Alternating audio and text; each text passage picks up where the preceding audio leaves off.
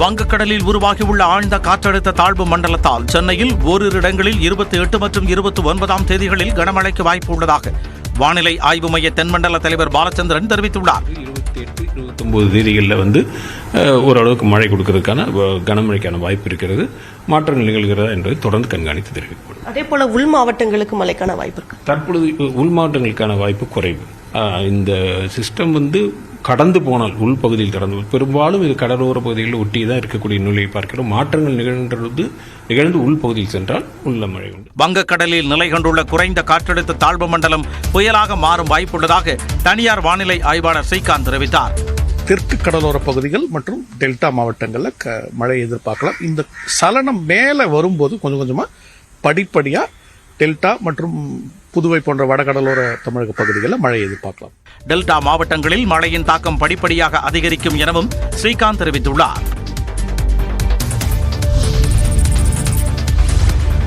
வங்கக்கடலில் நிலை கொண்டுள்ள காற்றழுத்த தாழ்வு மண்டலம் 8 கிலோமீட்டர் வேகத்தில் நகர்ந்து வருவதாக வானிலை ஆய்வு மையம் தெரிவித்துள்ளது. நேற்று இரவு 11:30 மணி நிலவரப்படி காற்றழுத்த தாழ்வு மண்டலம் நாகப்பட்டினத்திலிருந்து தென்கிழக்கே 690 கிலோமீட்டர் தொலைவிலும் புதுச்சேரியிலிருந்து 900 கிலோமீட்டர் தொலைவிலும் இருப்பதாக இந்திய வானிலை ஆய்வு மையம் கூறியுள்ளது.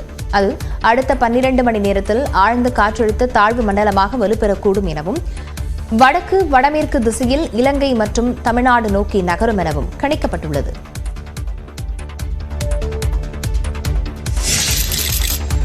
சென்னையில் நேற்றிரவு பல்வேறு இடங்களில் இரவில் மழை பெய்தது. வள்ளுவர் கோட்டம், நுங்கம்பாக்கம், கோடம்பாக்கம், வடபழனி, ஈக்காட்டு தாங்கல் பகுதிகளில் மழை பெய்ததும் லேசான மழையாக தொடங்கி சில இடங்களில் 10 நிமிடங்களுக்கு மேல் பலத்த மழை பெய்தது.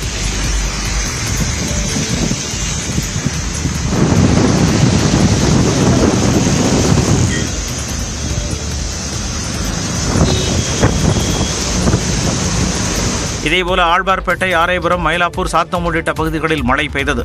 புறநகர் பகுதிகளான தாம்பரம், பல்லாவரம், குரம்பேட்டையிலும் மிதமான மழை பெய்தது.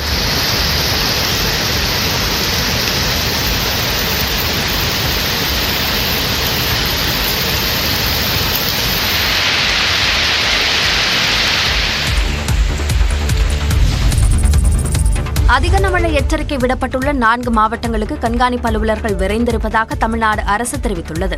மயிலாடுதுறை, நாகப்பட்டினம், திருவாரூர் மற்றும் கடலூரில் அதிக கனமழையை எதிர்கொள்வதற்கு தேவையான முன்னெச்சரிக்கை நடவடிக்கைகள் மேற்கொள்ளப்பட்டுள்ளதாக தமிழ்நாடு அரசு கூறியுள்ளது.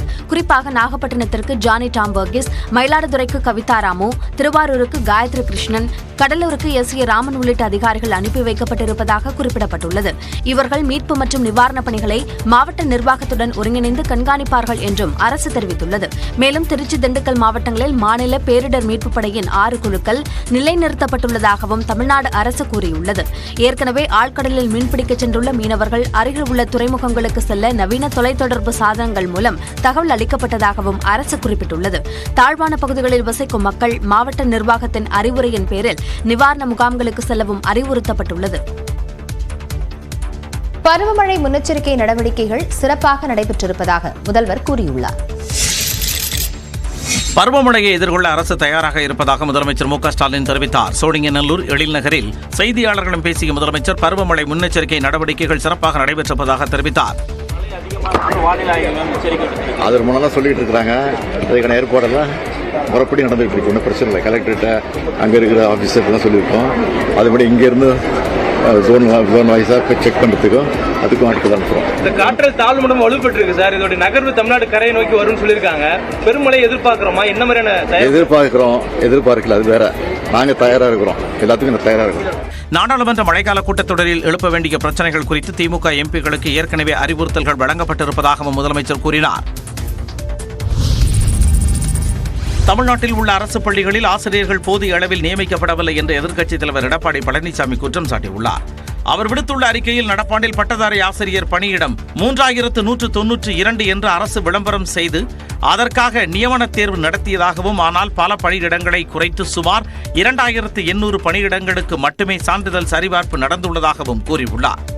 தற்காலிக பட்டதாரி ஆசிரியர் மற்றும் தற்காலிக முதுநிலை ஆசிரியர்களின் பணிக்காலம் விரைவில் முடிவடைய உள்ளதால் 10 மற்றும் 12ஆம் வகுப்பு உட்பட தேர்வு எழுதும் மாணவர்கள் பெரிதும் பாதிக்கப்படுவார்கள் என்று ஆசிரியர் சங்க நிர்வாகிகள் தெரிவிப்பதாகவும் இபிஎஸ் கூறியுள்ளார். தற்காலிகமாக நியமிக்கப்படும் ஆசிரியர்களில் பலர் பிஎட் கல்வி தகுதி பெறாத சாதாரண பட்டதாரிகளாக உள்ளதாகவும் இதனால் மாணவர்களின் கல்வித்தரம் குறைவதாகவும் கூறியுள்ளார். மேலும் ஒரு தனியார் நாளிதழின் திட்டத்திற்கு அரசு பள்ளிகளில் சந்தா வசூலிக்க அரசு அதிகாரிகளை ஈடுபடுத்துவதற்கு கண்டனம் தெரிவித்துள்ளார்.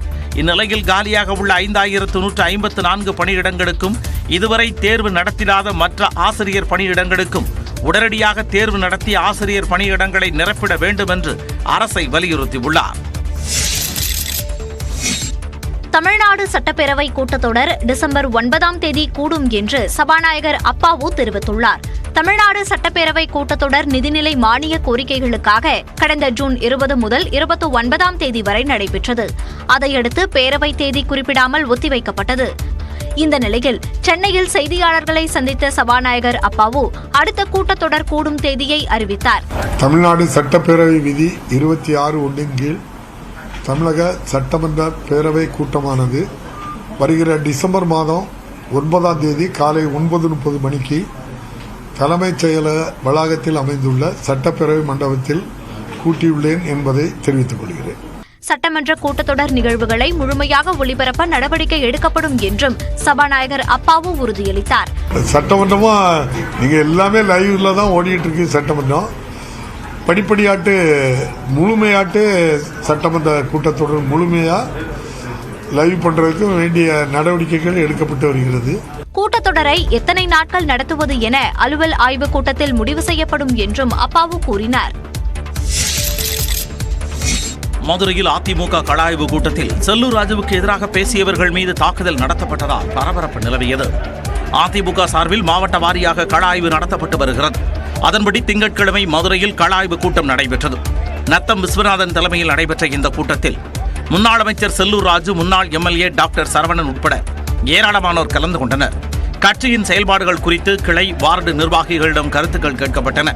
அப்போது பழங்கானத்தைச் சேர்ந்த செடியன், பிபி குளத்தைச் சேர்ந்த ராமச்சந்திரன் ஆகியோர் எழுந்து செல்லூர் ராஜுவின் செயல்பாடுகள் குறித்து விசாரிக்கும்படி கோரிக்கை விடுத்தனர்.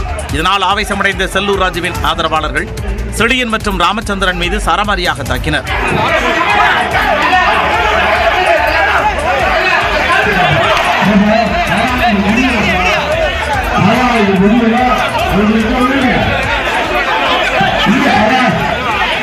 இதனால் கள ஆய்வு கூட்டம் போர்க்களமானது. இதேபோல திருப்பரங்குன்றத்தில் நடந்த அதிமுக கள ஆய்வு கூட்டத்திலும் கட்சி நிர்வாகிகளுக்குள் மோதல் ஏற்பட்டது. பூத் கமிட்டி அட்டை வழங்கிய போது ஏற்பட்ட தகராறால் அரங்கமே போர்க்களம் போல் காட்சியளித்தது.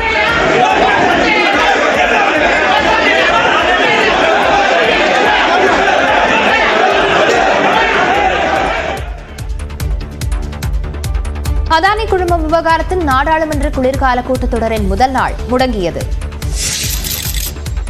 அதானி குழும முறைகேடு விவகாரம் தொடர்பாக எதிர்க்கட்சிகளின் அமளியால் நாடாளுமன்றத்தின் இரு அவைகளும் நாள் முழுவதும் ஒத்திவைக்கப்பட்டன. நாடாளுமன்ற மழைக்கால கூட்டத்தொடர் திங்கட்கிழமை தொடங்கியது. மக்களவையில் மறைந்த உறுப்பினர்களுக்கு மௌன அஞ்சலி செலுத்திய சில நிமிடங்களில் அவை ஒத்திவைக்கப்பட்டது. பின்னர் 12 மணிக்கு அவை கூடியதும் அதானி விவகாரத்தை முன்வைத்து எதிர்க்கட்சிகள் முழக்கமிட்டன. ஆனால் அவைத் தலைவர் ஓம் பிர்லா விவாதங்களுக்கு அனுமதி அளிக்கவில்லை. இதனைத் தொடர்ந்து தொடர் அமளி காரணமாக அவை நாள் முழுவதும் ஒத்திவைக்கப்பட்டது. அதேபோன்று மாநிலங்களவையிலும் அதானி குழும முறைகேடு, மணிப்பூர் வன்முறை, சம்பல் மாவட்டத்தில் நடந்த துப்பாக்கிச் சூடு உள்ளிட்ட பிரச்சனைகள் குறித்து விவாதிக்க எதிர்க்கட்சிகள் வலியுறுத்தின. ஆனால் இதுகுறித்து விவாதிக்க அவைத் தலைவர் ஜெகதீப் தன்கர் அனுமதி மறுத்தார். இதனால் மாநிலங்களவை நண்பகல் 11:45 மணி வரை ஒத்திவைக்கப்பட்டது. You said your contribution is for 54 years. Let the people get benefit of it. Nothing else will go on record. I am continuing. பின்னர் அவை மீண்டும் கூடியபோது அமளி நீடித்ததால் நாள் முழுவதும் ஒத்திவைக்கப்பட்டது.